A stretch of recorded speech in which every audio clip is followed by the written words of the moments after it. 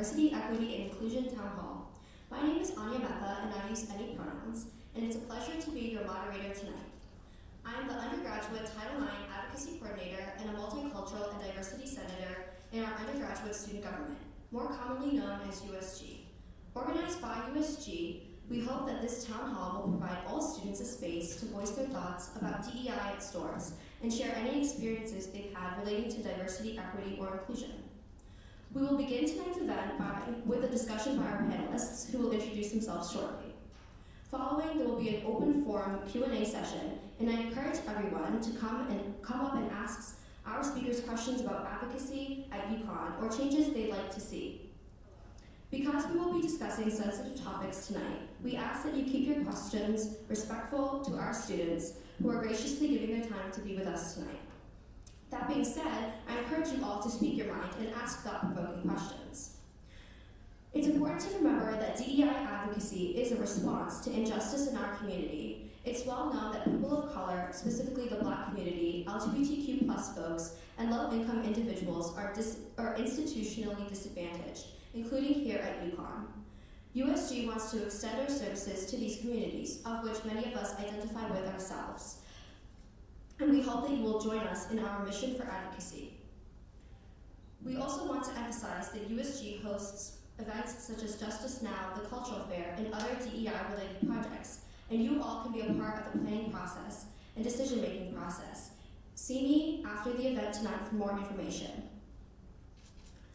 I'd also like to thank my colleagues for the incredible work they've put into this event, including Ahenkine, Isabel, Helen, Brianna, and many others. Before we begin our town hall, I'd like to remind everyone that the emergency exits are located at the back of the room and the front, left, and right sides of the building. I want to put that up there, yeah. If you guys don't really know the difference between diversity, equity, and inclusion, you could just kind of read this over. I'm not going to go over it too much.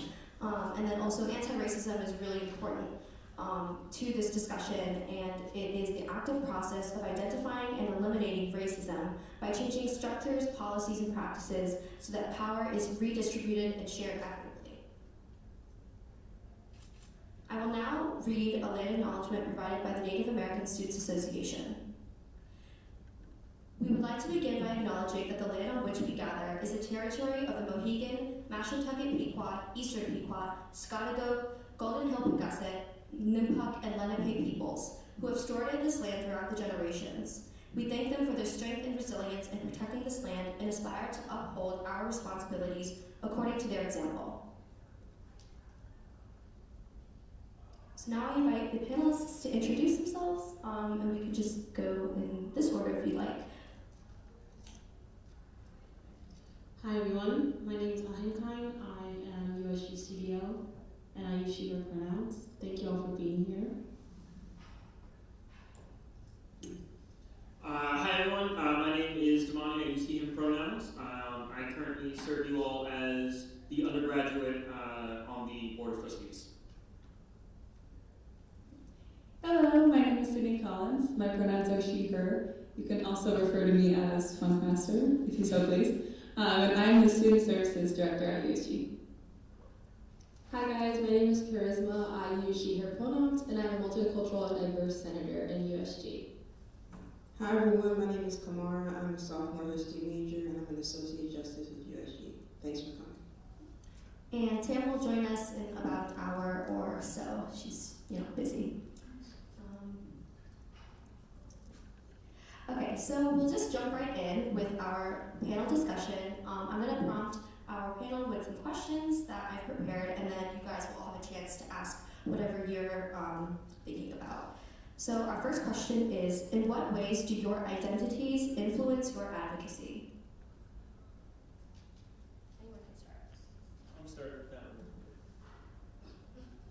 with that. So my identity as a young African American woman and who has higher aspirations for education, I like to advocate for women that are on a similar path as me, and I've taken on like an unofficial advisor role for some of my friends, just helping people figure out what they want to do in life and put themselves on the path for that in college. So I try to advocate for that, and also young women who perform high academically. Sometimes they're like left out because advisors or other people think that they know what they're doing and they have everything together, but that's not always the case, so I try to. I would say being an African American student, especially from being down south and coming up to Connecticut, has really shaped in the ways I've gotten involved here around campus, especially with my advocacy. I have realized how different it is, especially when you are at a school that's not really diverse, when you're used to being with like a very diverse community every single day. And that has been really hard on me, so I am just trying to be a voice for people that are also going through the same thing as I am. Awesome. Thanks again for the folks that have organized this panel. I wrote down a lot of my thoughts, and it's kind of in lump sum, so I'm just going to go through them. I don't know, coming out of the school. So this year, I've really started to recognize my identity and how that affects how I show up in spaces. And I really want to give a special thank you to Abby Engler, who's our Academic Affairs Coordinator, as well as the President of Diversibility, which is an organization that supports students with disabilities on campus.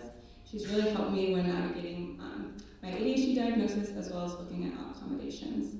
So first, my identity. I'm a woman, I'm a youth like many of us here, as well as a neurodivergent person with ADHD. I'm combined type, I'm mostly hyperactive, if you know me. And oftentimes these identities overlap with each other. Women were often socialized to be small, be quiet, be unopinionated, and this majorly conflicts with how my ADHD shows up. So a lot of women that go undiagnosed with ADHD can internalize these feelings, causing low self-confidence, thoughts of I'm not good enough, mistrust with just yourself. And this can also cause deeper behavioral disorders like eating disorders, like alcoholism and substance abuse. So something I've personally struggled with. I have family also with ADHD have that struggled with. And for me, this diagnosis was revolutionary because things that I thought were my fault for so long, I was able to recognize them as faults in my environment. Things that weren't working with my ADHD, such as lack of movement, too much sound or stimulation, not enough sound or stimulation, and I'm able to recognize more the systemic issues that we have that don't make spaces accessible. So this is like sedentary lifestyles, social media and computer use that is so stimulating, as well as having highly individualistic, got it, and lacking support networks that can support folks with disabilities. So for me, this has really made my advocacy a lot more impactful because I'm able to support solutions that really address those problems. Bear with me, this is my last final thing.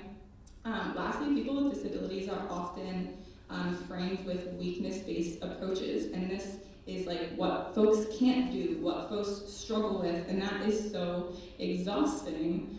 So it's really important to frame support systems with a strength-based approach. So at least for my ADHD, I'm really passionate and lively and creative, and recognizing what I can do is really empowering, and it makes me happier, and I'm able to live a more authentic life, rather than feeling like I have to fit in a society that's not always built for me. First of all, thank you for having me here.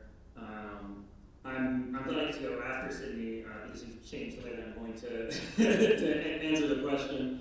I feel like there have been parts of my identity that I've interacted with my whole life, and things that have kind of interacted with me in more of like in a passive way. And it's not really until I got to college where I started actively engaging with various aspects of my identity, from my race, my gender. I have a learning disability.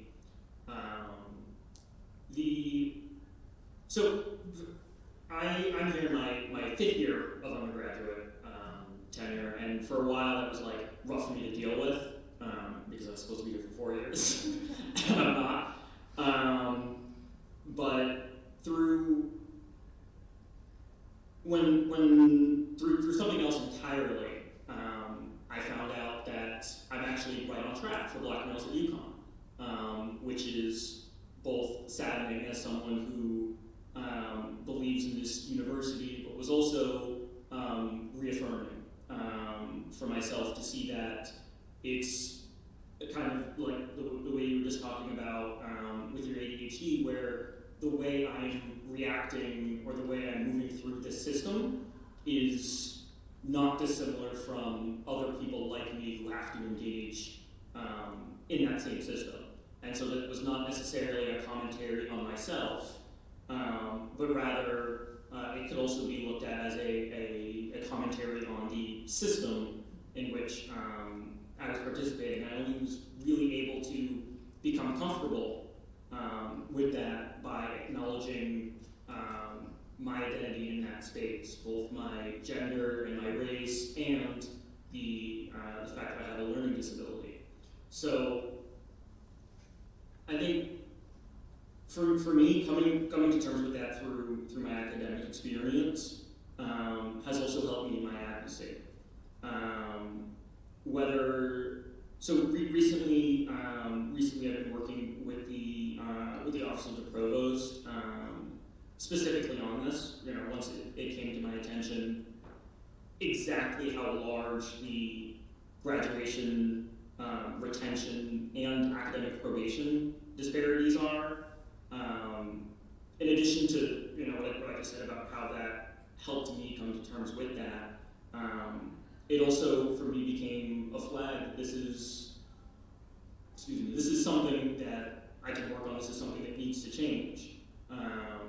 That the disparity, the gaps in those rates needs to narrow. So it kind of unlocked that in me to let me participate in engaging that a bit more actively.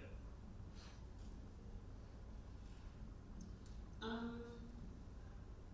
just gotta get to my notes. I think for me, I also went about this question a little differently.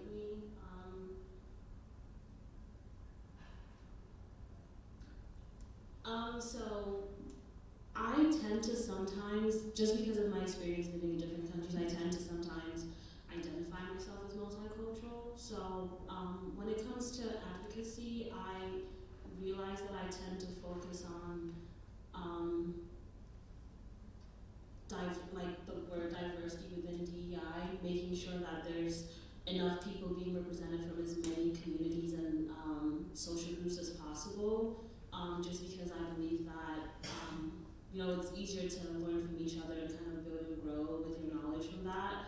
And it tends to automatically be my focus every time I feel like there's something that needs to be done around me.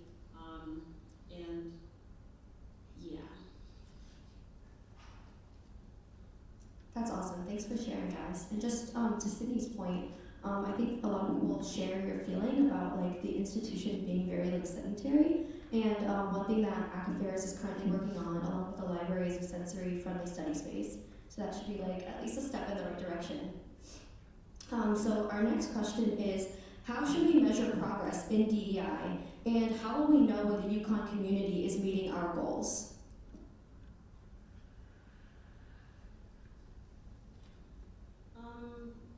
I think personally for me, I feel like progress within DEI can be measured through awareness. I feel like sometimes issues tend to be centered within like different social groups and like communities, and it's really hard sometimes to kind of like make these issues as known to like other communities. So to measure how effective DEI advocacy would be, in my opinion, would kind of check if like other groups are aware what other groups are going through and seeing how they would be able to contribute to kind of like making things better for each other. But I feel like we're all just kind of like sometimes stuck in our little bubbles, and then no one tends to kind of check on each other and stuff like that. So.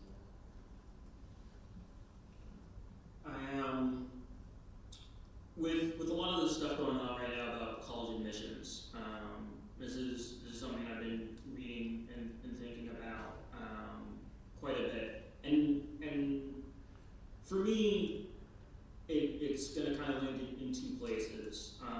The first is composition, and the second is climate.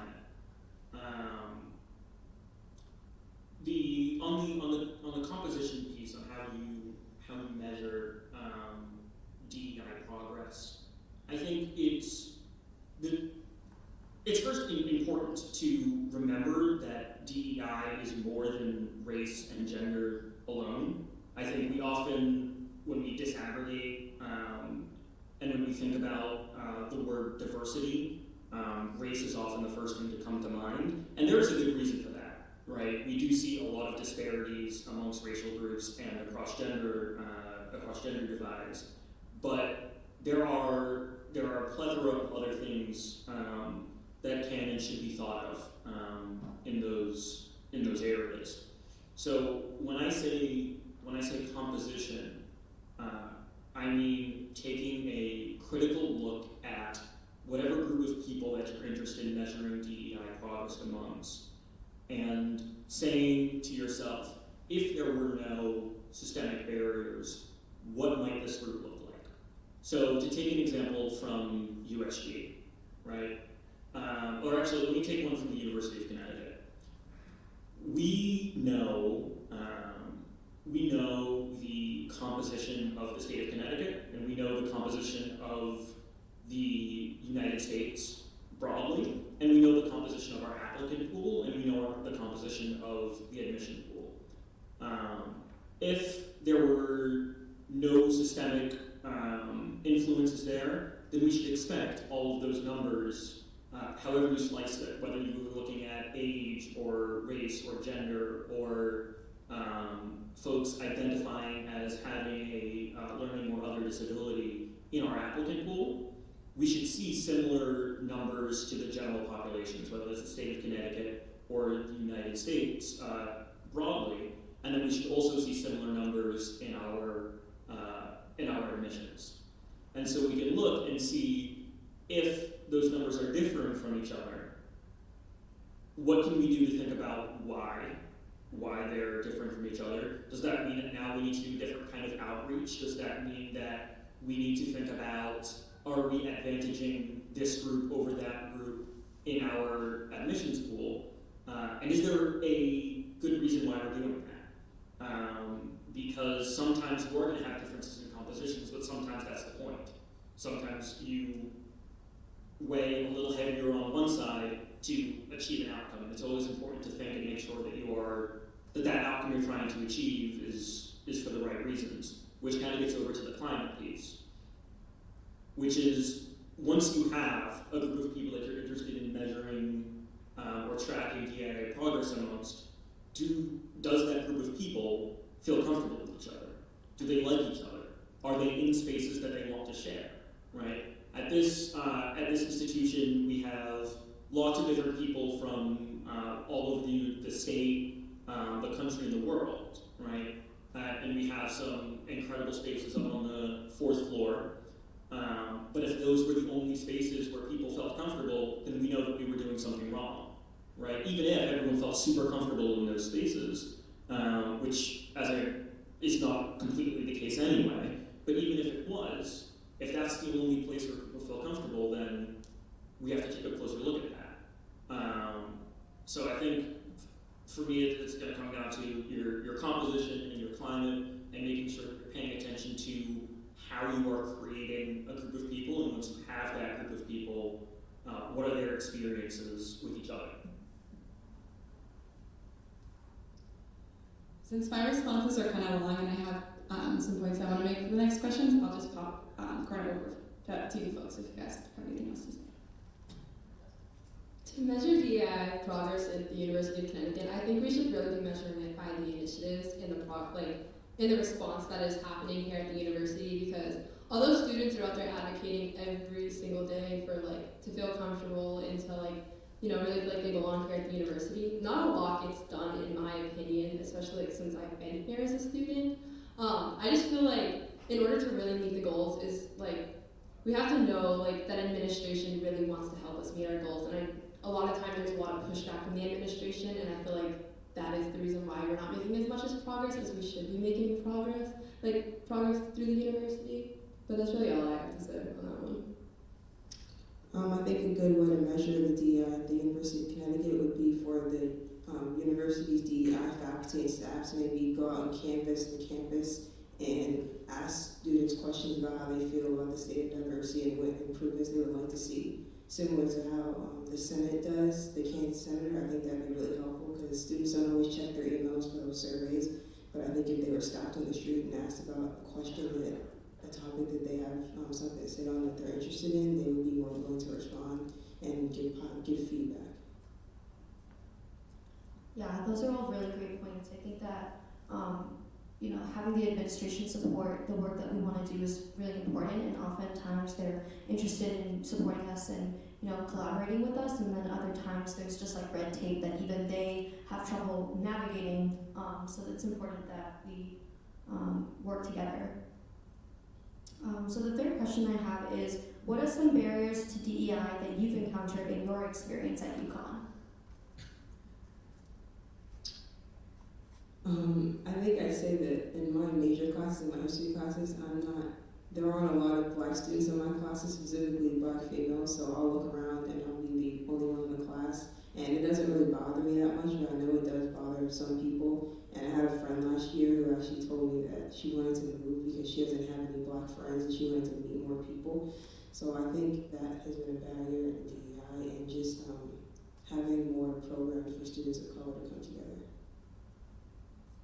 I think the big thing for me, for barriers that I've experienced here at UConn, is that unless I personally put myself in a class that is I joined, it's called this on student in Black Psychology this semester, and that was the first class where I really had other students in there that looked like me, or had some of the same encounters around campus that I have had. And I feel like that's a really big thing, just because why do I have to insert myself into different places in order to just feel comfortable when I should feel comfortable all around campus?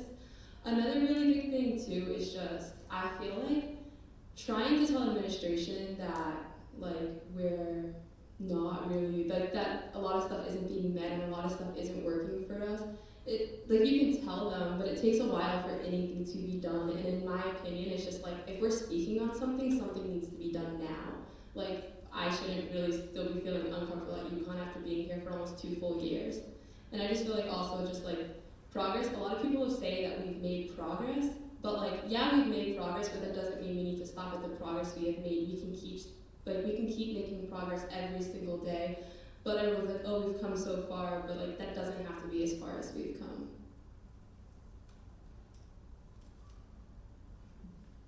All right, back to my smorgasbord of thoughts. My answer to this question kind of weaves a lot of the questions coming up. But another passion of mine is climate advocacy, and this will relate to the question, I promise. First, just kind of before I get into that spiel, I want to thank a lot of folks on campus that have been really working hard to address climate change on campus. Fossil fuel-free UConn, a little bit of a tongue twister, is a coalition of a lot of student groups that had a recent rally to try and get administration to decrease emissions, as well as we just passed a piece of legislation within USG with our environmental justice coordinator, Matt Ford, which is awesome. So kind of kudos and thanks to them. So I want to talk about climate change. And there's a lot of conversation around climate justice and what is climate justice. Climate change is a system and a result of our systems of injustices. So we have fossil fuel infrastructure because we shift that burden of toxic facilities onto communities of color, indigenous communities, and low-income communities. So we cannot address climate change and decrease greenhouse gas emissions without changing these systems and changing these value systems that benefit some at the expense of others and devalue the lives of these communities.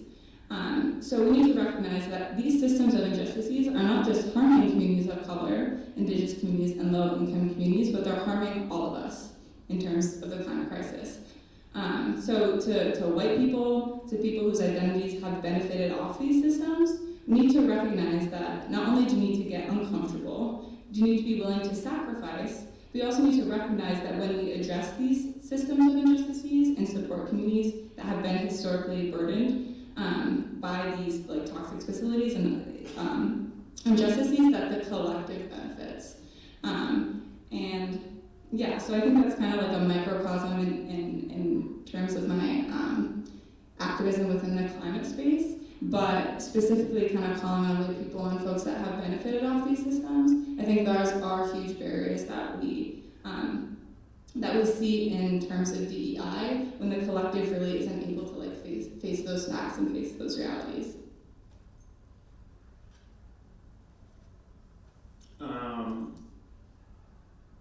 Burnout, finding people who want to do the work, and that second one is both convincing people why they should be invested in an issue that they feel like might not affect them, or on the other side, convincing people to be a part of the change to a system that they feel has disregarded them.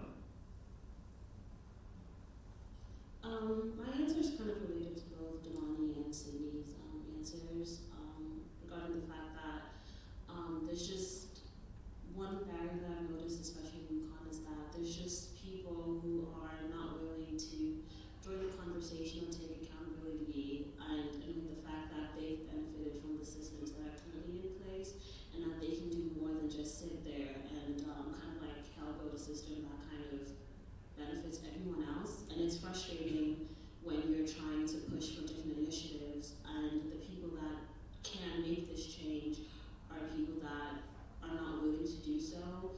And not in the fact that they're not willing to do so, they're just not willing to give up their spot, like their beneficial spots in society in order to have someone else share kind of like those benefits as well. And it gets really frustrating because it doesn't just come from one person, it'd be from multiple people on campus, and it can be like another student in your class who just doesn't want to admit that there's some like biases related to like how the professor would treat you guys in class, or even when you're talking with friends, just people who don't want to admit that there's certain experiences that you would go through on campus that they wouldn't, and it's mostly because of the fact that sometimes campus just isn't as inclusive or diverse or equitable to everyone else. So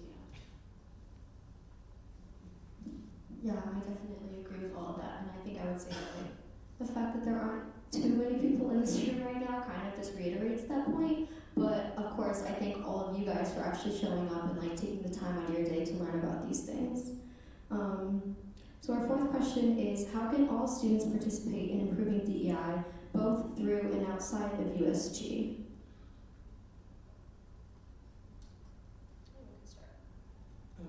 Well, I'd say first off, coming to events like these, and thank you all for coming. Like little things like responding to the polls on USG about the state of diversity, or responding to emails, reading the emails from the ODI that the school sends. I think that would help improve DEI, just people being willing to educate themselves and read about things that they might not have any interest in or might not know about, and just be open to having conversations about diversity, equity, and inclusion, because I feel like a lot of people aren't ready for that conversation or just try to be quiet and silent, don't want to offend anyone, but it's good to have those conversations in a respectful manner. I think all students can participate in improving DEI by just honestly doing your research, because I didn't know that we had a DEI committee until I also joined Senate this year, which is like bad on my part, but also kind of just like I feel like it's not really pushed out there a lot that we do have this. And I also think like a big thing is just knowing that improvement starts with like ourselves as individuals and everything. And like we can wake up one morning and just be like, I want to learn more, I want to do more, and just get involved. USG is ran by a bunch of people that want to see change in leaders. So that's not really, I feel like USG personally doesn't need to keep doing more to like improve, but we need to find a way to get the rest of the student body to want to improve as well. Awesome. So first, when I read this question, I was like, oh my gosh, a natural plug to plug student services. And I will, shamelessly, but before that, I think it's really easy to say, get involved, show up. But I don't think that holds enough accountability on how those spaces need to look. Because people aren't going to show up, people aren't going to stay if there's not representation, if there's not inclusion. If you don't have representation of diverse identities and voices, people aren't going to know that those spaces are for them. And if you don't have inclusion, if people can't show up in those spaces, or if people don't feel comfortable enough staying in those spaces, they're not going to. So of course, like, as an individual, use your voice, seek those spaces you want to get involved in, but also on those spaces, making sure that you are being representative and inclusive to those identities and voices. I'll talk a little bit about ways outside of USG.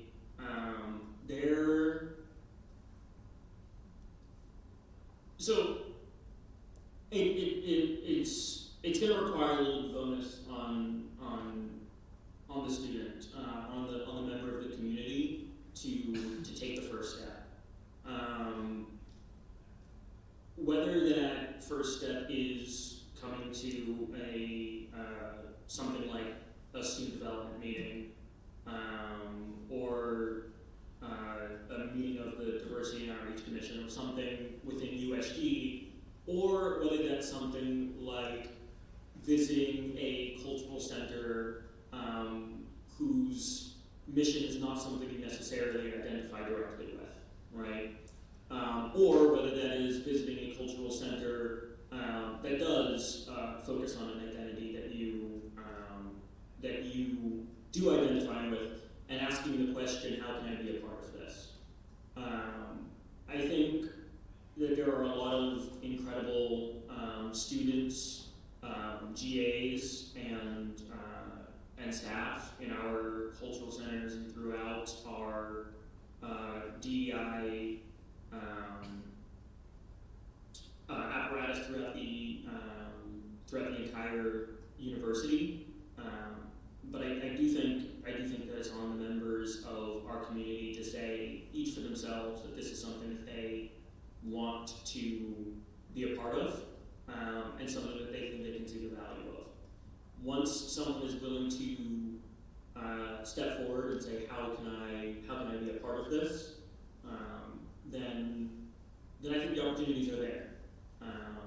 Whether that is employment in one of our many centers, or whether that's advocacy here through USG, or through our many other Tier 2 student groups that still are doing incredible work for the groups of students that they represent without needing necessary contact with USG. If you feel like this, like you don't want to run for Senate, which is not an excuse not to be involved in USG, because you can just show up to any of our committee meetings. But with that said, if USG is just not a space that you or that any member of the community want to be a part of, there are so many different ways. Look, open new contact and type in something that's important to you, and you'll find a group of at least 8 other students that'll come together with you on that.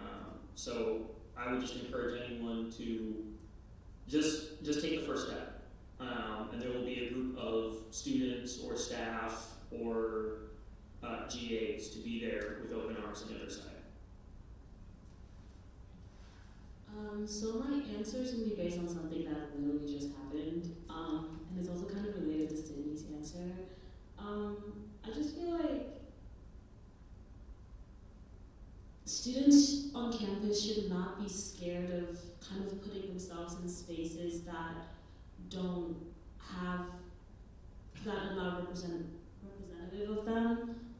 If you walk into a meeting or a space and there are people on a panel that you don't think represent you, I feel like it's important to sit and listen to what's being said and kind of like try to also, ask questions or let them be aware of like what you're going through, because just a few words could change your experience on campus and how people kind of interact with people who identify, who share the same identity as you do.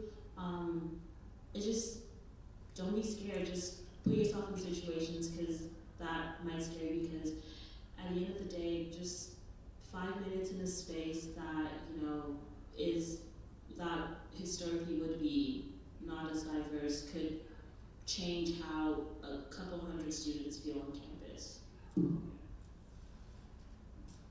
Yeah, that's a really good point. Okay, so our last question that I'm going to talk about tonight, and then you guys can come up and ask whatever questions you want, is how do we create a culture of anti-racism, and why should we care about social and racial justice at UConn?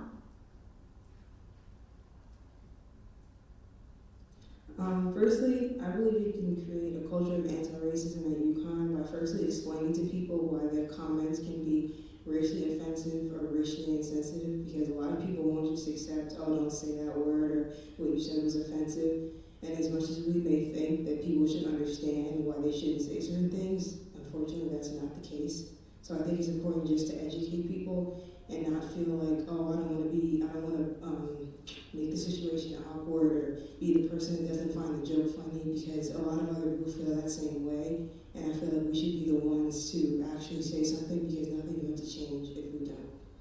And we should care about the racial and social justice at UConn, because no group of people should feel oppressed at UConn or in the world in general. And we say liberty and justice for all, and that should apply to all, not just the elite people in society. It'll be our generation's responsibility to end institutionalized racism, or at least attempt to do so. So I think it could be the bright minds at UConn, so we should just try to work towards that.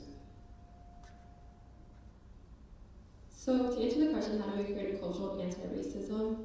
I wish that I knew the answer and I could give a concrete answer about it, because I feel like if we had an answer, we could just follow those steps and do it. But I do feel like we are on the right step, especially with offering there are different classes that you can now take that you can get credit for to learn about each different races and different things that affects our community and things like that. And I feel like that's a really good step, and we are going in the right direction. I just feel like the big thing that we can continue to do now is just to continue to educate people, because educating people prevents history from repeating itself. And I also feel like, why should we care about social racial injustice at UConn? Because if we care about it, and the students care about it, and there's a big enough demand that we do care about it, everyone will begin to care about it. And we pay money to go to this school and to feel safe at this school and to feel like we belong. So why, are there still people that don't feel like they belong based off of their identities and stuff?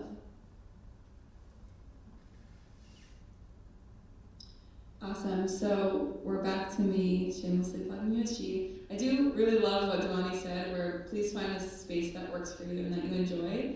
But I'm in USG, so I do want to talk a little bit about it, because I think there's a lot of opportunities to center students. So at least in the climate space, there's a lot of conversation around the importance of community-based solutions, because communities know what they need, and they have to know the solutions to address those.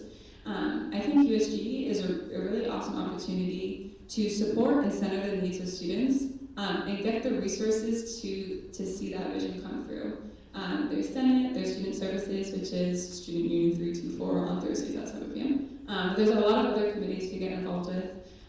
This can also, my answer can be a relic, though, of any club that you exist in. But the importance of students leading their own solutions. So again, one thing in reference to USG, I'm really happy to be a part of our Gov Board, our leadership team on USG, and be under Mason's leadership. One thing that I've heard actually a lot this semester was literally quote, wow, USG is so diverse this year. I didn't expect there to be so much diversity in USG, and I think there's definitely a history of a lot of whitewashed spaces within USG, a lot of misrepresentation, and kind of going back to what I was saying before about the importance of representation and inclusion, and being very intentional about DEI efforts and including diverse of perspectives.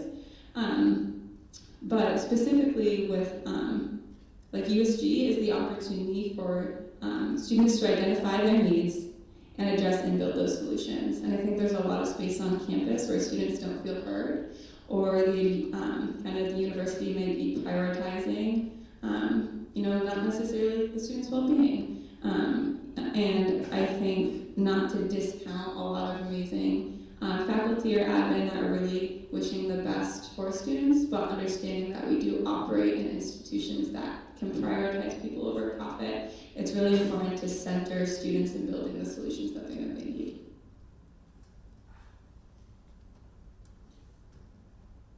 I think to the question of how do we convince people that DEI is important, I think there are people who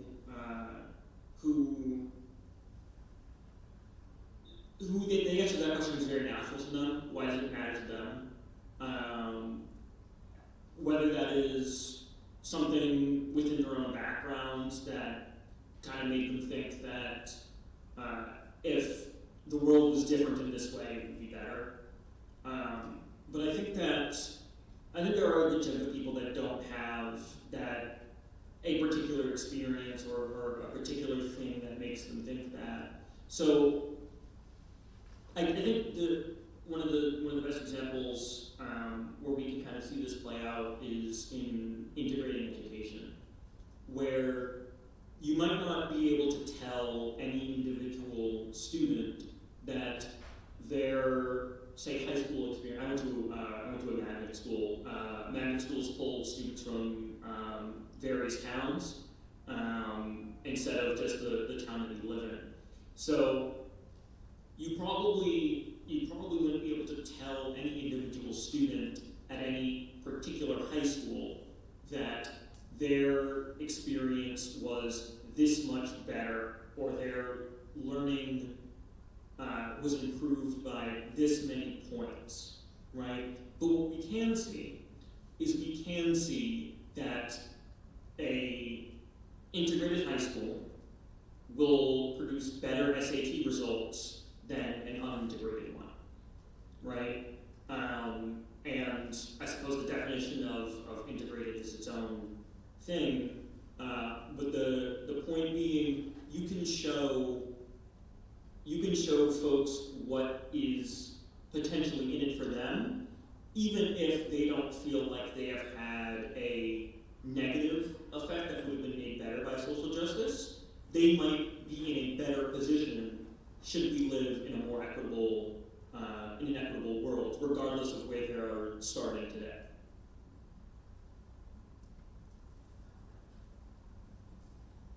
Thank you for your answers. That's what we think.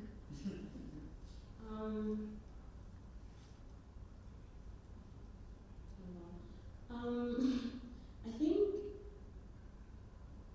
one huge reason why we should care about social and racial justice at UConn, I think, is because whether we want to believe it or not, like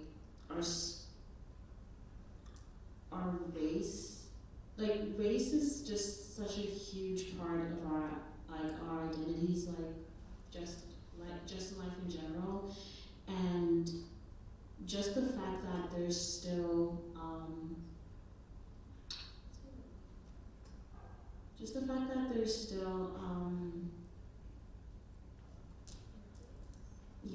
inequities related to race, especially in this day and age. It's something that's kind of like sad to hear, and I feel like we just need to be able to work towards that and work to kind of eliminate that from our societies. And also, human beings are social creatures, like the social groups that we kind of tie ourselves to in college kind of follow us for the rest of our lives. And fighting for those social identities and making sure that all those social identities kind of help build us is very important, I believe. But then again, I just also believe that sometimes there's other identities that people feel are more important, and I believe that we can't really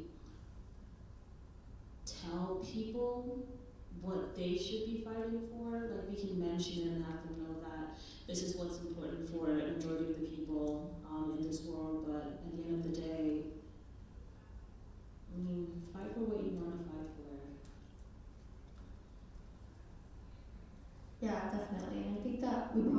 underestimate the number of people who care about racial justice and they don't, see the avenues through which that they can do good in our community. But things like this and like other informative, I think, sessions would be helpful to allow people to actually get involved.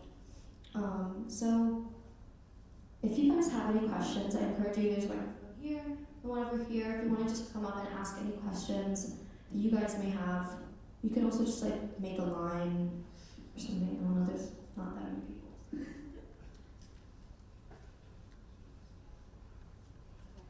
Hi, I have a question. You can also introduce yourself, Oh, okay, yeah. class or whatever major.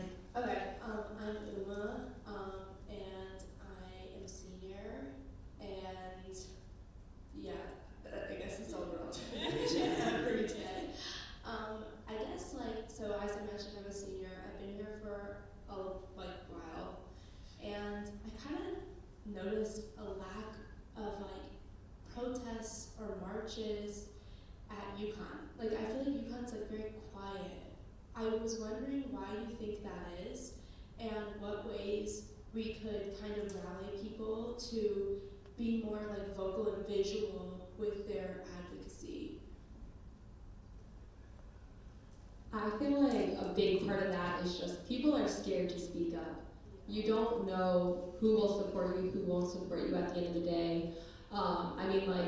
You're not sure. You'll know your friends will support you no matter what, but you're not sure what type of support system you have. There's the African American Cultural Center, but you're not sure who will come and support you from that, or there's other cultural centers or the women's centers and things like that. And I feel like a big way to really work on that is to let people know of the resources we have at UConn and let people know of the support systems that they do have at UConn, so we're not as quiet.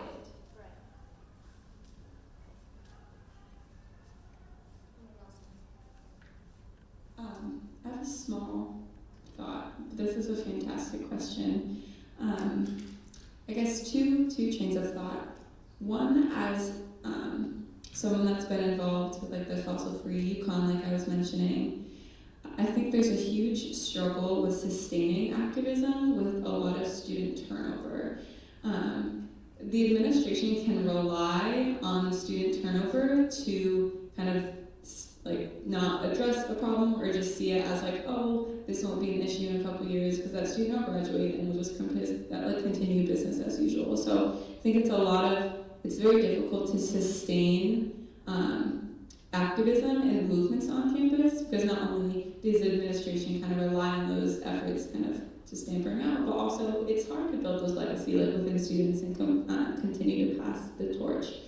One thing that I want to recognize for the students involved as well as the people involved in building solutions is last year we saw incredibly courageous student stand up and talk about sexual assault on campus, and it sparked a lot of conversation and action to for UConn to check themselves and say, yeah, hey, how can we do better? And I think recognizing that is incredible to know how much impact and power one voice can have. And so how can we encourage other spaces to do that as well is a fantastic question.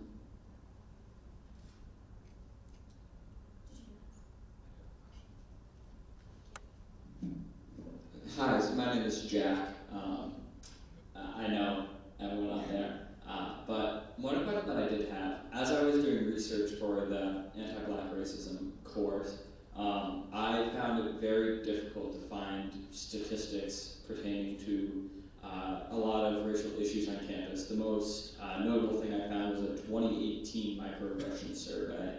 I know that the university does have statistics on these things, but I couldn't find them. I was wondering if there's a place that students could go for these statistics, or if this is a blind spot in university policy. So the microaggressions report was the first of its kind that UConn had done in a while. We got together a large group of expert faculty, students, staff, admins or grads and undergrads on the student side, and took both qualitative look at how folks were feeling. I think I think there were like 1,500, probably north of that, responses. It was a really big push. Student government helped push that out. I believe other tier 3s did as well.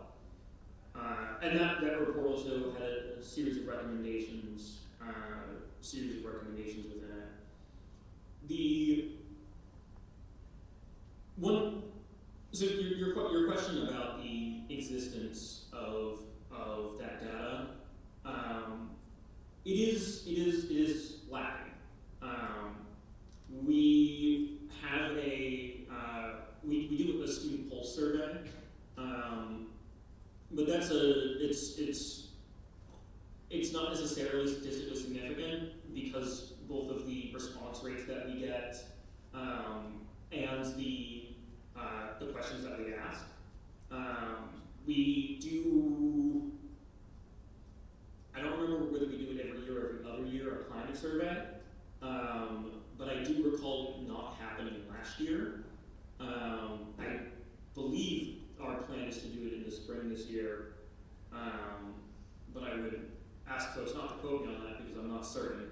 But I think you're definitely hitting something there that if we want to be able to talk intelligently about the problem or propose solution or measure our progress towards what we have identified as a problem, we need to make sure we have a solid baseline, and I think it would be fair to say that we don't.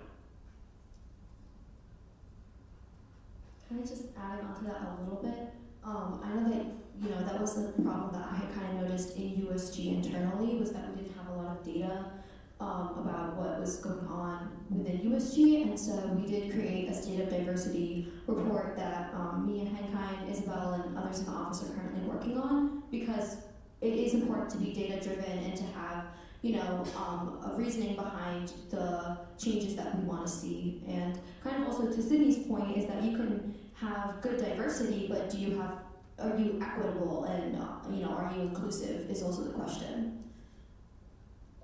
Does anyone have another question?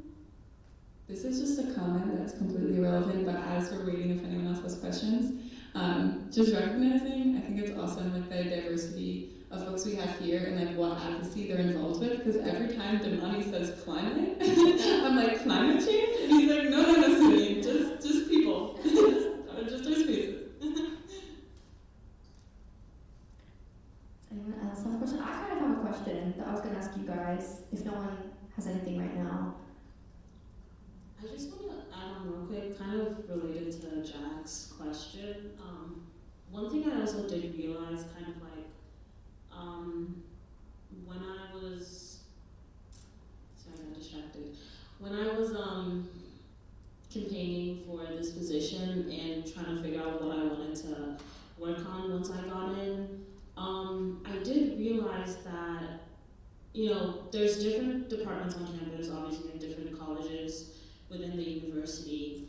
And one thing that I did realize was that every single department, every single facility or whatever has its own kind of like bias reporting system. And then there's the general university one that's kind of given to students when they come in on campus. And it didn't seem as though that there was any kind of, it wasn't streamlined, it was just different data, and it just seemed to just stay wherever it was.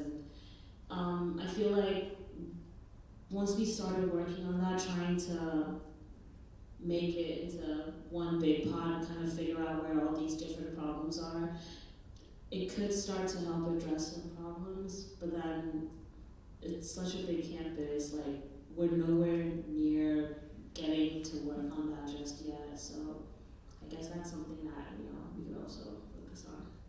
That's all I have to say.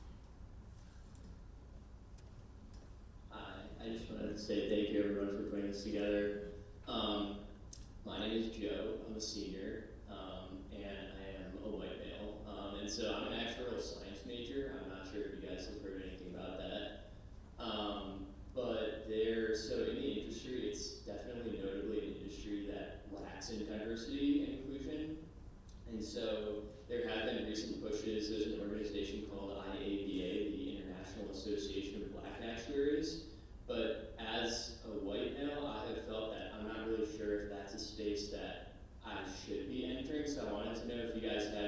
thoughts on like, is there a balance between sort of entering those new spaces to sort of like have conversations and sort of start that drive to achieving that diversity versus like allowing a space to be kind of not infiltrated, if that makes sense.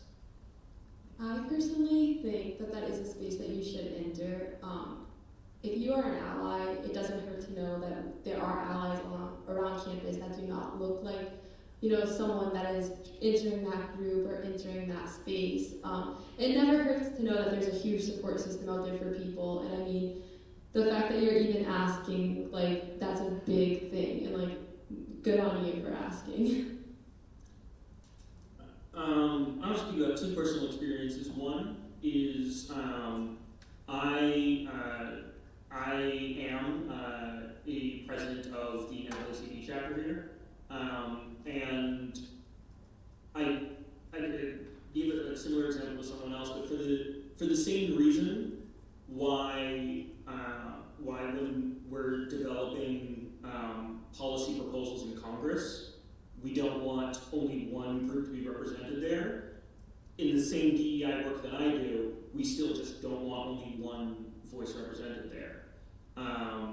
I think it is important that people who don't feel like a space is necessarily for them, but is about something that they care about, those people join that space. So I would strongly encourage you to do that.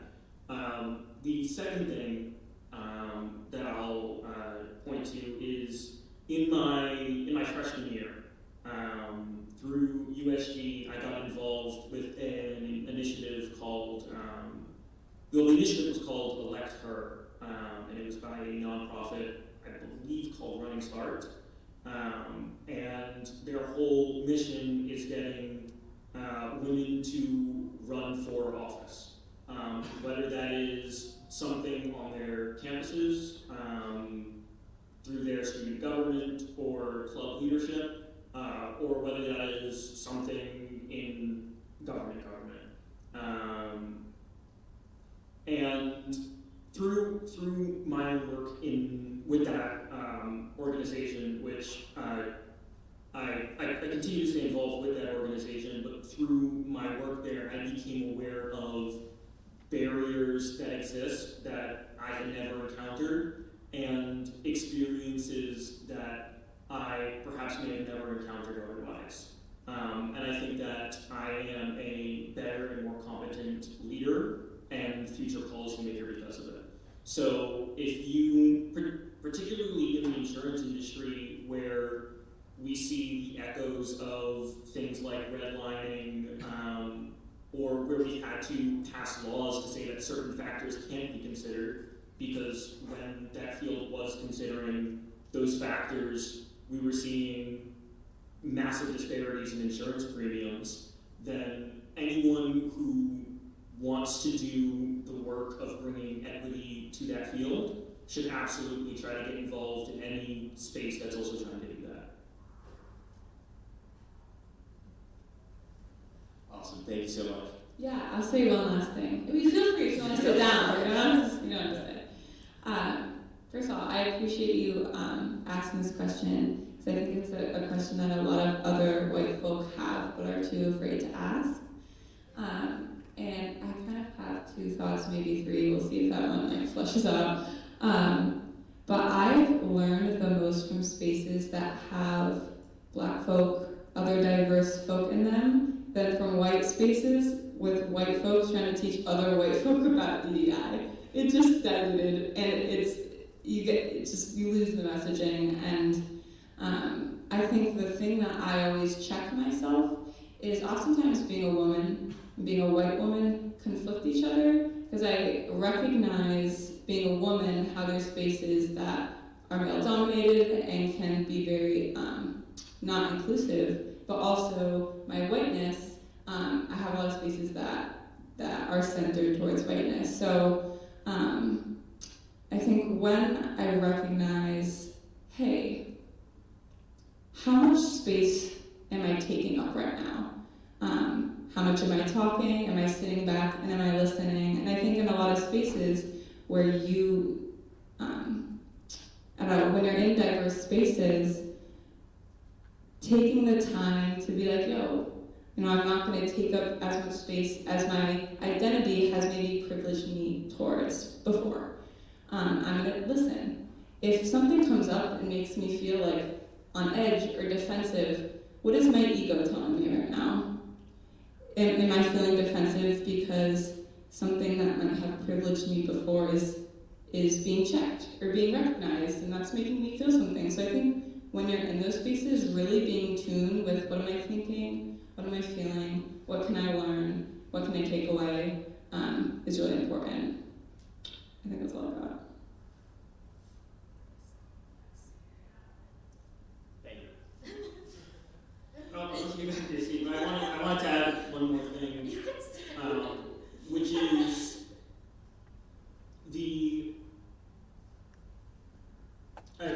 to build off of what you guys said before.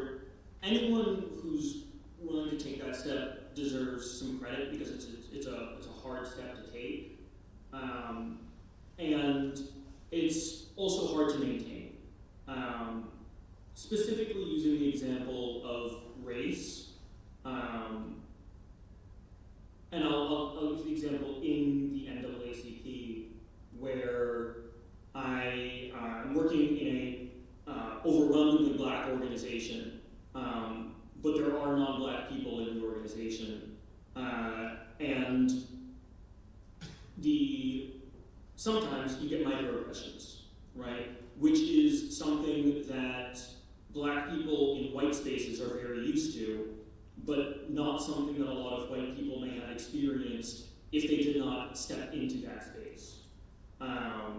So I think there's also a bit of toughness that's going to require, because that's going to happen. It's going to be a new experience. So I guess this is kind of like a word of warning, not to discourage in any way, but there is something about that racial dynamic being flipped that sometimes pushes people immediately out of that space. Any other questions? I could ask a question. So I've noticed that USG's relationship with some of the cultural centers isn't the best, at least right now. And I was just wondering if you guys could talk a little bit about, what our relationship is with the cultural centers right now, and maybe how we could improve on that relationship. Just as like an anecdote, kind of, Kamara was talking about candid senator, and we had gone into a couple of the cultural centers, and some of them, were interested in doing it, and in others we literally got laughed out of the room because they just wanted nothing to do with USG. And I think that kind of goes to show that there's a lot of work to be done, but at the same time I feel like there are certain steps that we're taking, so maybe if you could just touch upon that. I don't know if anyone has anything they'd like to say about that.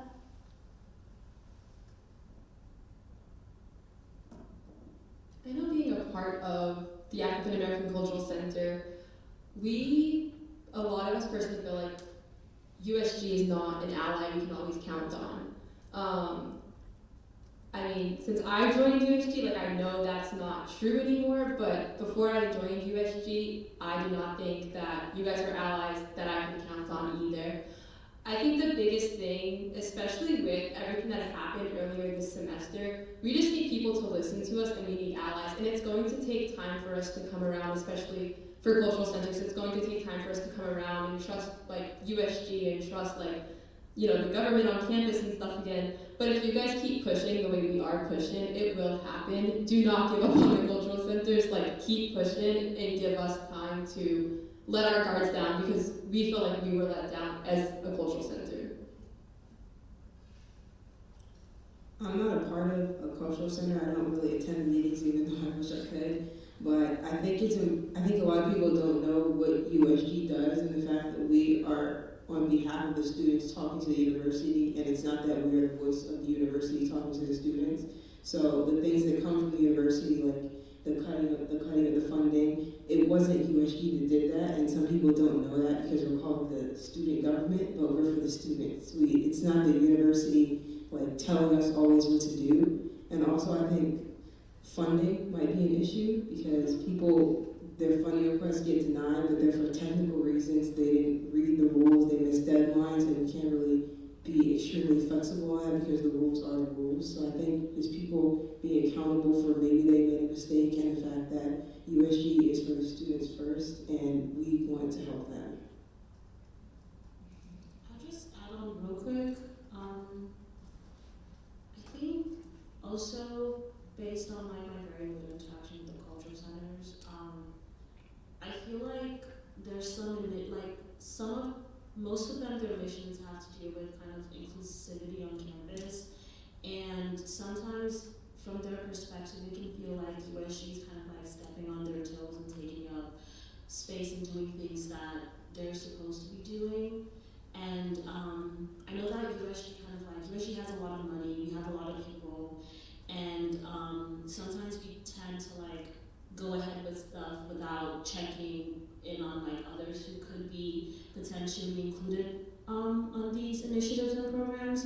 So from what I understand and from the conversations I've had with some of the cultural centers, this was like a huge problem, just USG kind of taking charge and doing basically what they wanted when it would have been an activity or program or initiative that would have been better suited coming from the cultural centers themselves. I have like one more thought, just kind of building off of Kamara. I am in a organization on campus. It is a choir, and pretty much every single person in that class does identify as a Black person.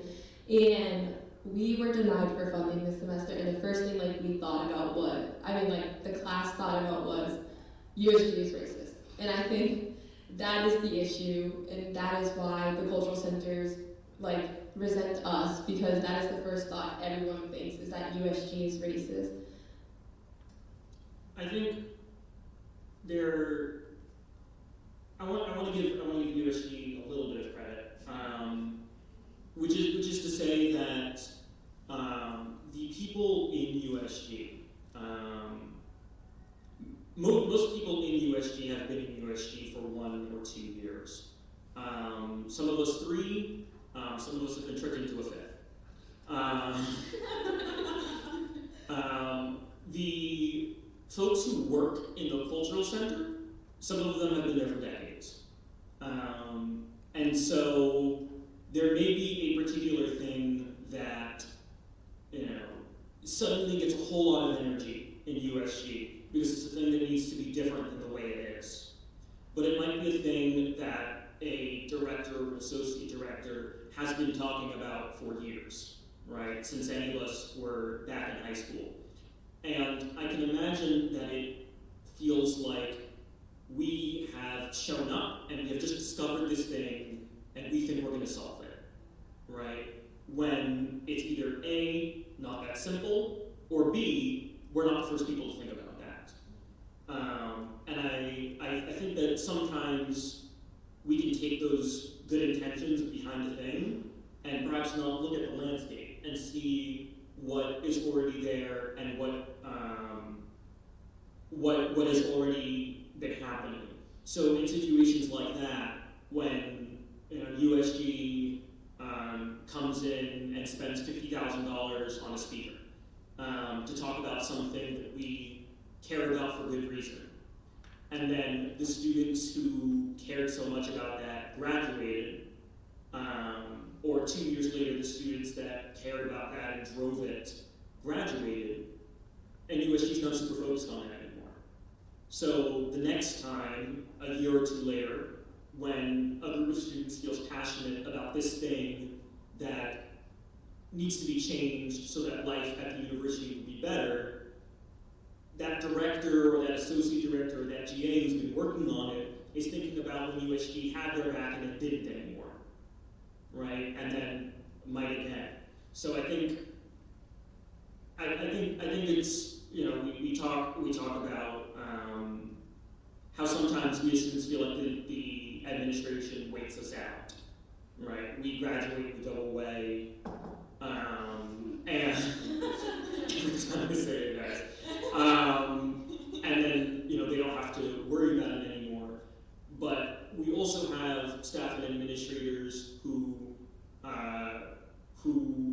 we're there and we support it, and then suddenly we're not there anymore.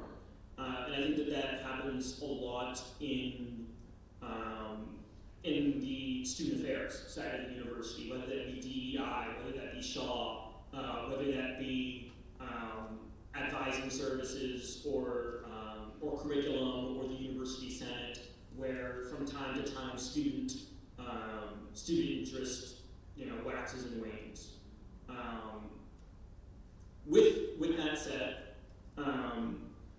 I also would not go to say that mistrust is unfounded. I think about, we mentioned funding policies a moment ago. I think about the amount of change that's happened in the funding policies in the time that I've been in USG. And I think about all of the many reasons why various policies exist. And there have always been some policies where we really need to question, why don't we fund this particular thing, right? Or if we have a good reason for not funding this particular thing, why did this group request it? We used to run into a problem a lot with cultural organizations. And we have a policy that, the policy used to have stricter language than this, but talking about how we would only fund events that are of interest to the general student body. Where if a particular affinity group wanted to do something that was related to an aspect of their identity, whether that be ability, whether that be race, whether that be gender, whether that be nationality, again, go to UConn and type in something you care about. And we might look at that and say, well, that's not of general interest to the student body, so we're not going to fund that. So I believe the policy now reads it needs to be open to the student body, so that any person who might care about it can show up to it. And USG will still now fund that thing. So I think in areas like funding, because I think a significant number of students are touched by funding and may exclusively interact with the student government through funding, it's important for us to regularly look at our policies and ask ourselves, why are we prohibiting this thing? Are we denying a lot of requests for being social in nature? And if we are, what does social in nature mean?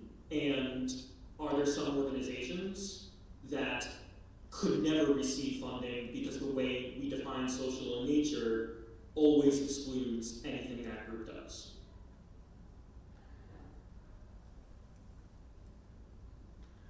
Okay, does anyone have any questions left? No, okay. Oh, hi Tam. Hi. We're kind of closing. Oh, okay. Yeah. Come on. Okay. I just had one more question. Panelists.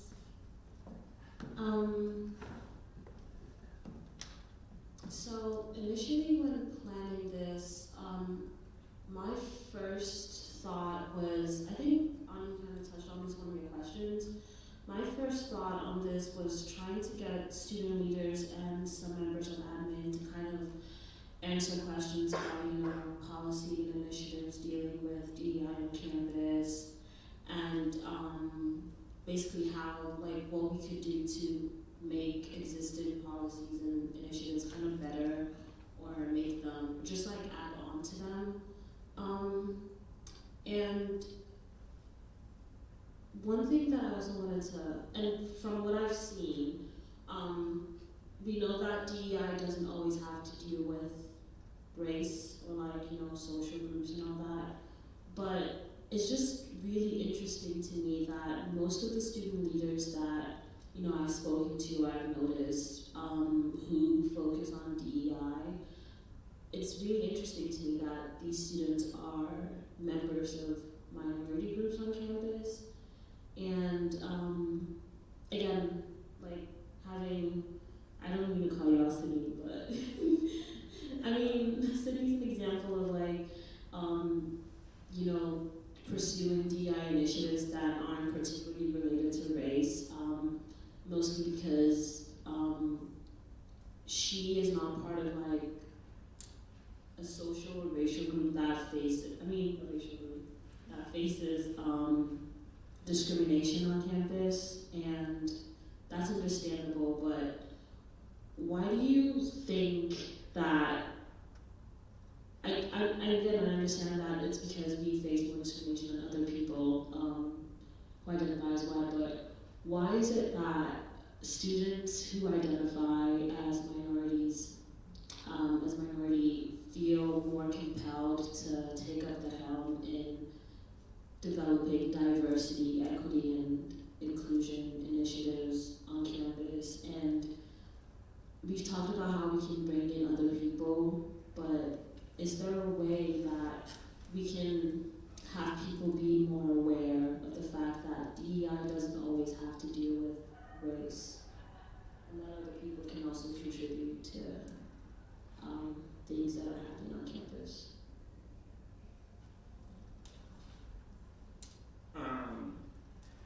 I think I'll start by saying that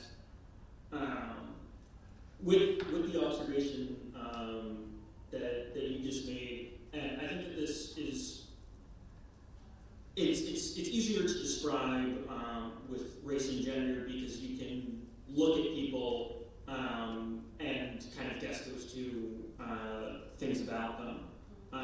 But if I was sitting there instead of sitting up here, I would look at the panelists and wonder and potentially pay extra attention to what I might say when I open my mouth or what Sydney says when she opens her mouth. Because when you look at this panel, there's something different about those two people, and you might not necessarily expect someone who looks like Sydney to be up here, which is extra scary. Because because initially when I'm sitting there, I'm listening, but perhaps maybe I'm not listening to learn, but listening to scrutinize and wonder, why does that person think that they can be a part of that? And I think that's something scary to face.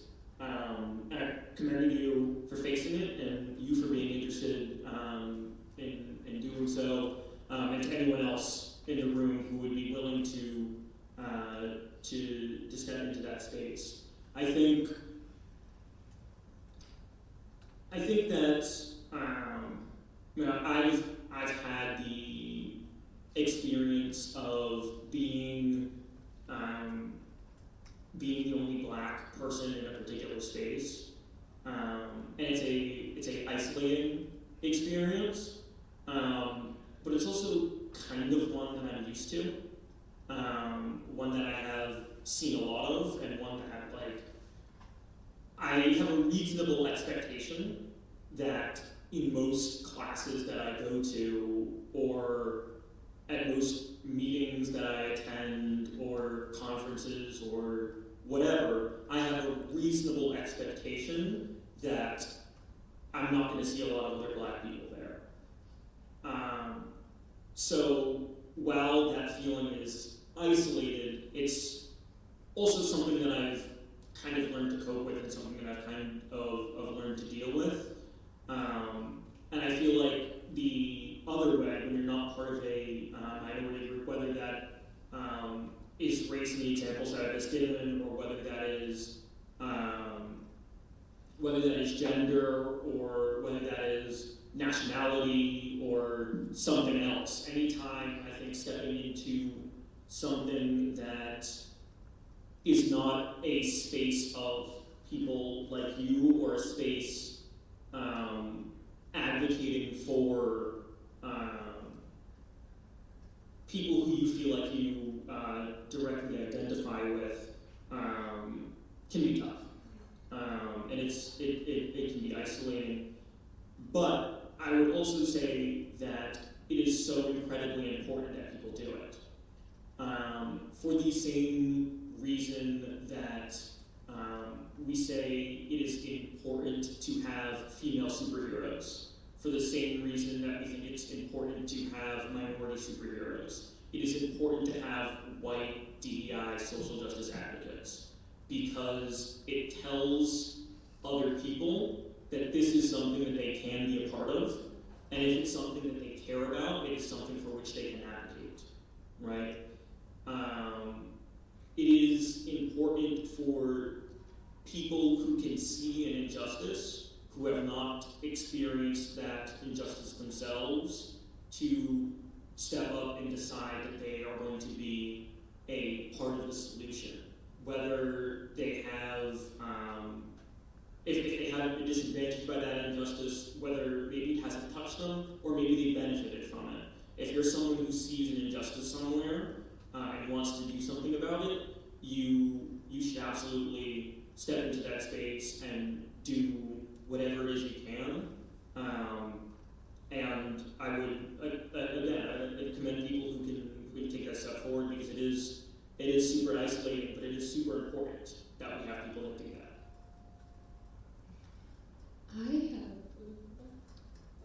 I have, I think, two really quick thoughts on this. First, I do just want to say, Sydney, thank you for being up here tonight. It is courageous to be up here with a panel that is very diverse. So, thank you for being here. My first thought is I'm not sure if this is the same for all of you guys, but I went to school down south. And when I learned the words diversity, equity, and inclusion, the first things that we were taught, diversity is based off of race and gender, equity is equal rights, and inclusion is including everyone of the same races and gender. So when I realized that the definitions were more complicated than that, I think not a lot of people know that still.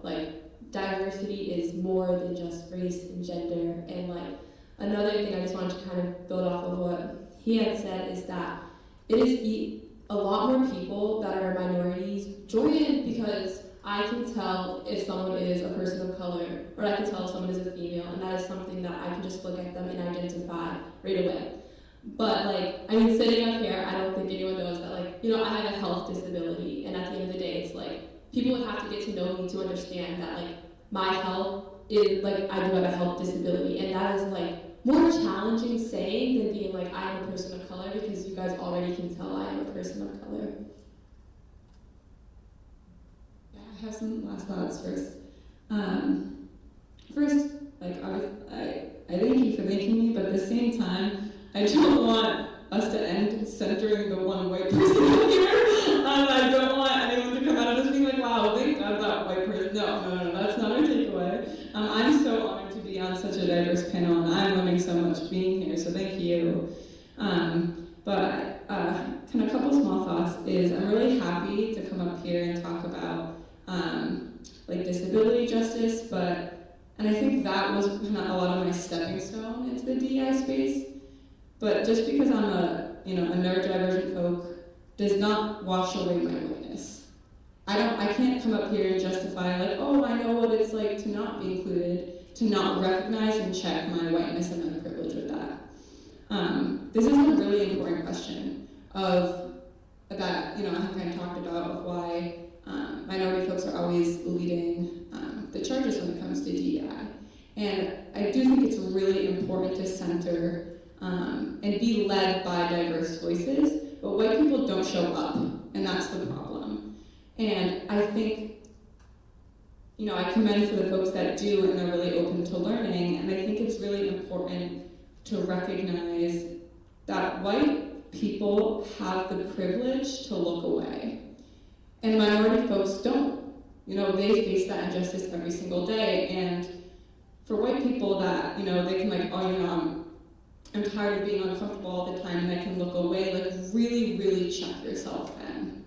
When you're too tired that you want to stop doing the work, check yourself, because other people don't have that luxury. And I would much rather get my quote-unquote feelings hurt from someone calling me out from what I said, and have that, I think people are so afraid of getting their feelings hurt, of hurting their ego. That cannot be prioritized over things happening and action happening and doing the work. Do not center yourself and not getting uncomfortable and not checking your ego from actually doing the work. Like, you really need to invest why you are doing this work to stick it through for white people. Yeah, that just got me like hot, like from the core. I think there's a lot more that needs to be said in that space, but I think those are my initial reactions. Yeah, I think that's awesome, and thanks Ahinkai for asking that. Quickly before Jack asks this next question, I just wanted to allow Tam to introduce herself and maybe just talk about like what advocacy you do in and maybe outside of USG. Just a brief note. I do pronounce my name Thumb. I'm so sorry. I should have done that earlier, but I do pronounce my name Thumb. So I am one of the Cultural Center ex-officios. I'm the Asian American Cultural Center ex-officio, and that just means that I would represent myself in USG meetings, and also report back to my staff at the Asian American Cultural Center. On top of that, I'm also the Pan Asian Council Coordinator at the center, so that is where a lot of the student orgs that are Asian identified or Asian interest, they have a resource through our council, and we also offer leadership opportunities and like conversations about what Pan Asian needs or just what Asian needs in our space. So that's what I do. My pronouns are she, her, hers, and I'm a nutritional sciences major. Awesome, thanks so much. Go ahead. So I just want to draw attention. So currently 6 of the 7 panelists are female presenting, 3 of the 4 advocacy coordinators are female presenting, and 3 of the 4 subcommittee, student service subcommittee advocacy directors are also female presenting. Is there something that's drawing them away from being in roles for advocacy, and what should be done about that specific problem when it comes to diversity, equity, and inclusion?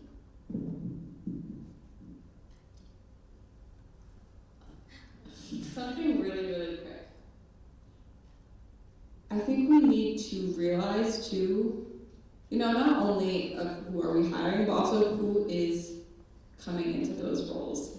I think as a woman, oftentimes the people that are doing the behind the scenes work and show up to do the behind the scenes work can tend to be women.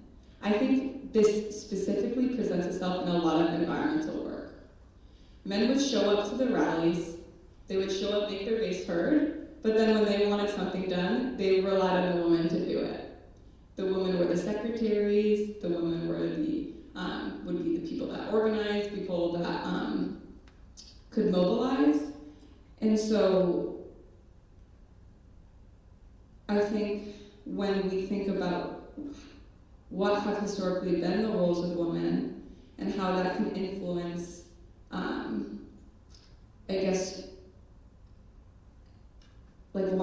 sustaining or just being in the activism space as a male, think about how do I show up in these spaces? Do I just expect myself to show up and then the work to be done? Or am I also investing in that longer term or sustained effort? So I think it's a great point, right? Thinking about, okay, our committee directors in USG, a lot of my advocacy coordinators are male. But also looking at not only who am I hiring, but also who is the pool. Is it majority women? Or am I just prioritizing women? I'm a woman also. But also, seeing that DEI efforts, right, it's representing all perspectives. So I think I got my point across. I don't know. Does that make sense? We'll go with it. Actually, kind of want to build up on that. I think what you're talking about, where sometimes men show up and expect the work to be done, typically happens in some spaces, but especially in Asian spaces, that tends not to be the case. A lot of times in our spaces, there's a push for Asian men to be able to speak up. Our staff is there's 2 male identifying workers there, and we have this conversation all the time where a lot of times Asian men have this idea that they have to share, they have to burden and be silent, share all the burden and be silent, and that makes them strong. And that's something that I think masculinity in general kind of perpetuates, but more so than Asian men, there's a huge culture about this, right? So I think to be conscious about the men who don't necessarily fit into that stereotype of a man is also really important for us to like reach out to. On my board right now, we have around half men, half male identifying advocacy people, and I think I picked a really good pool for my board. I think they were a bit shy in the beginning, but then we reach out. I think it's about picking the right people, if that makes sense. I think it's really important to recognize that it has not always been this way. I mean, historically speaking, men have been in leadership a lot more than women have. I also think it's also really important to understand that women have had to fight their entire lives. Men do not. So, like, yes, you guys have to fight like for things, especially if you're in a minority or something. But if you look at it, UConn is mostly white. Like that is what it is. And most white men, they fit the stereotype of who should be coming to college, and they fit the generic stereotype. So I think that is important to take into account, especially when we are looking at our school as an individual. I think the other thing, just to, again, I want to reiterate, is women are used to fighting for what they want. A lot more women are used to having to do more work for what they want. As to where men are not, like, I'm not saying you guys don't, but just like, women need to fight. And I think that is the big thing. I think, first, I'd be interested to see the data that's being collected in your office to see, what specifically perhaps the composition of the Senate by gender, and then also our non-senator committee members and what that looks like. I think USG has, let me actually phrase it this way. I think if we look at which positions we have seen a gender bias, as in we see this gender in this position more frequently,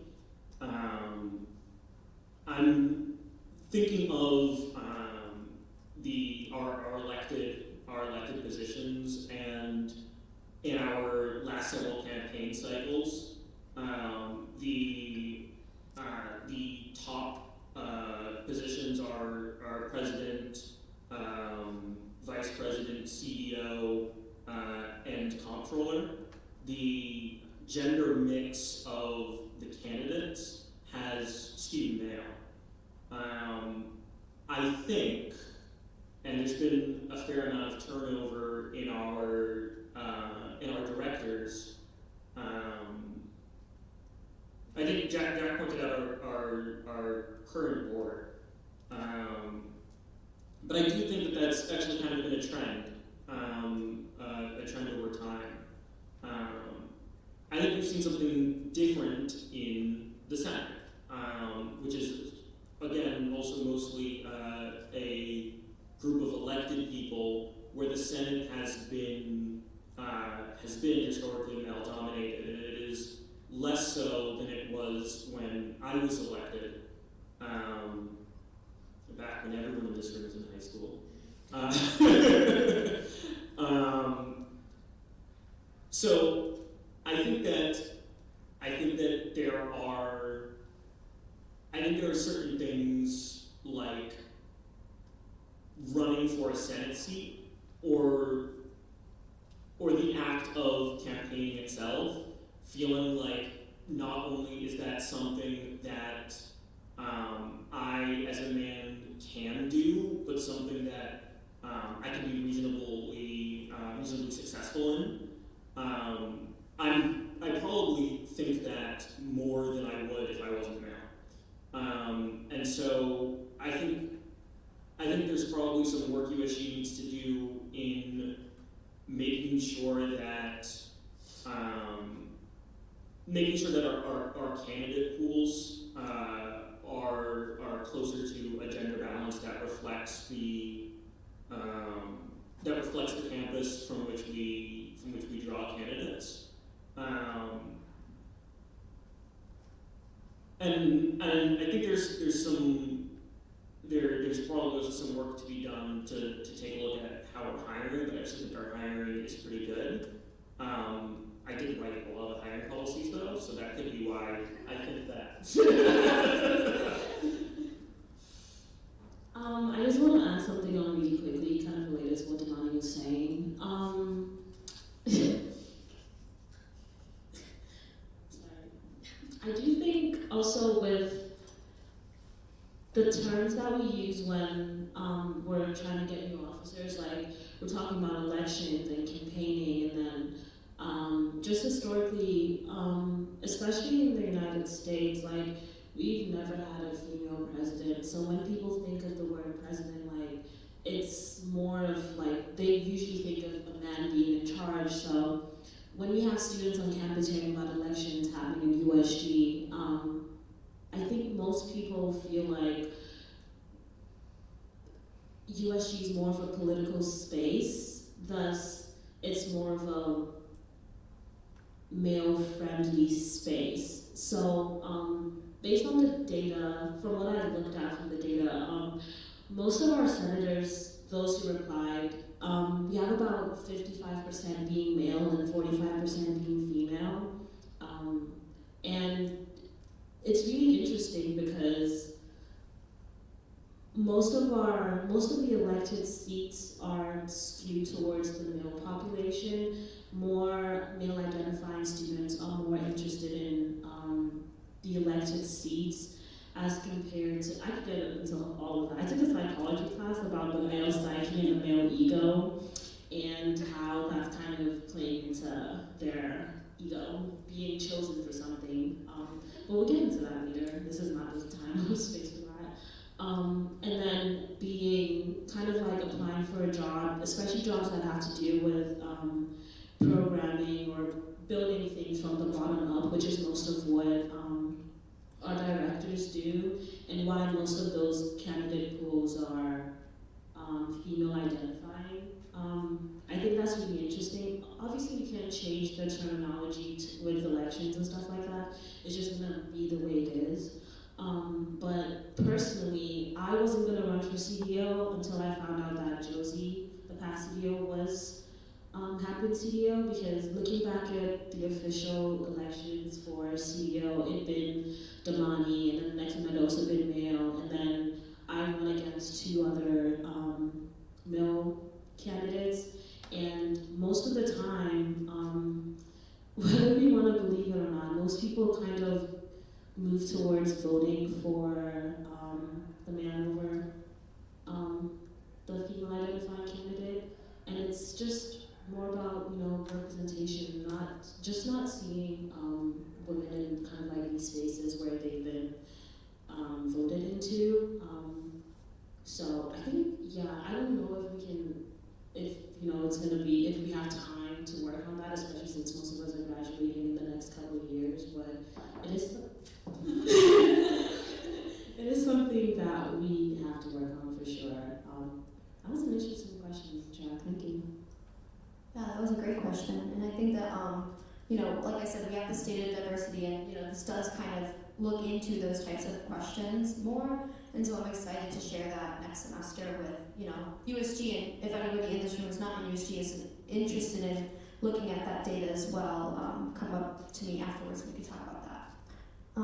So are there any more questions, or? Okay, so I guess we can wrap up now.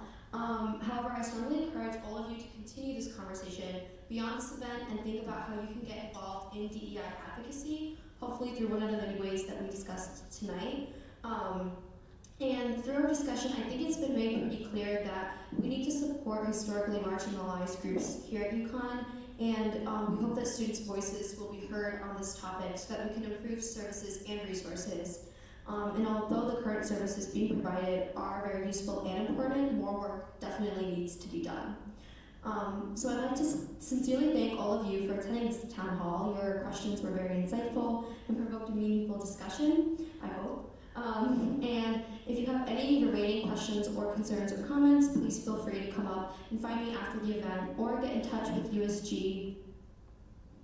and the resources that we have available to you all. I put the USG Instagram up on the page. We put a lot of our meeting times and stuff like that on our story, and just generally events that we have. So it's great to follow our Instagram page to be updated on that. We also, have job openings and stuff. So if this is something you're really interested in and you feel like you want to get paid for this work, yeah, apply to our jobs.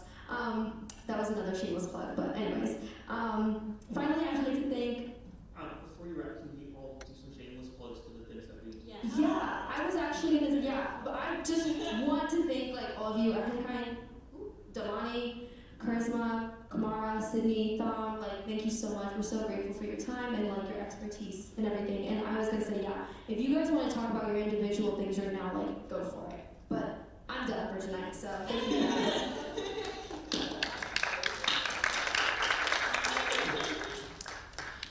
Love God. Join Agathos. Follow Pack ASAP.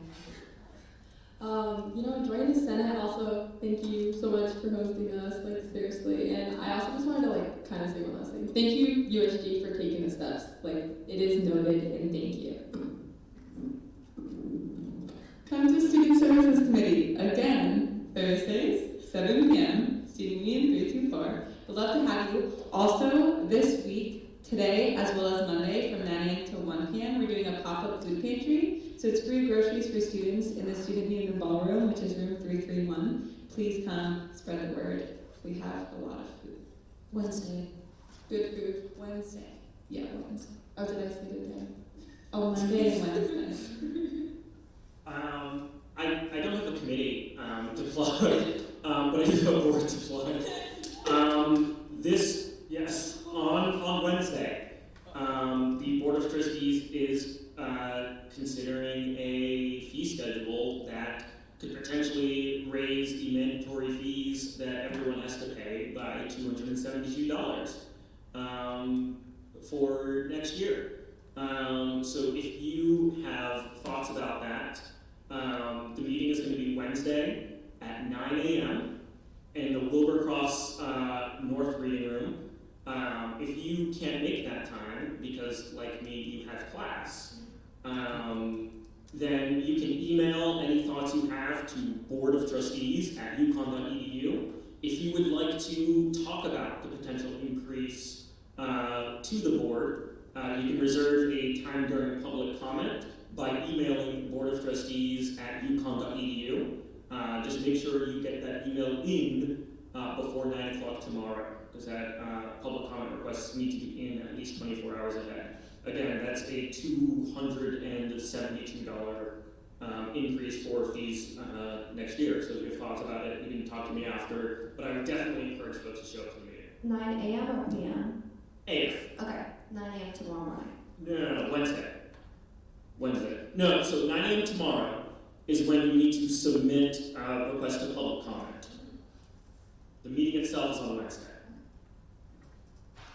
Also, within the Office of Diversity in USG, right now we're focusing on making USG more accessible to different groups on campus. Right now, we have a lot of poli-sci majors, which is great, but we feel like we benefit from having more, just more people. So if you have, not just to do with majors, but also to do with communities on campus, if you have any ideas or any ideas about communities and social groups on campus that would benefit, not even benefit, but help make USG more rounded, just let us know, shoot us an email.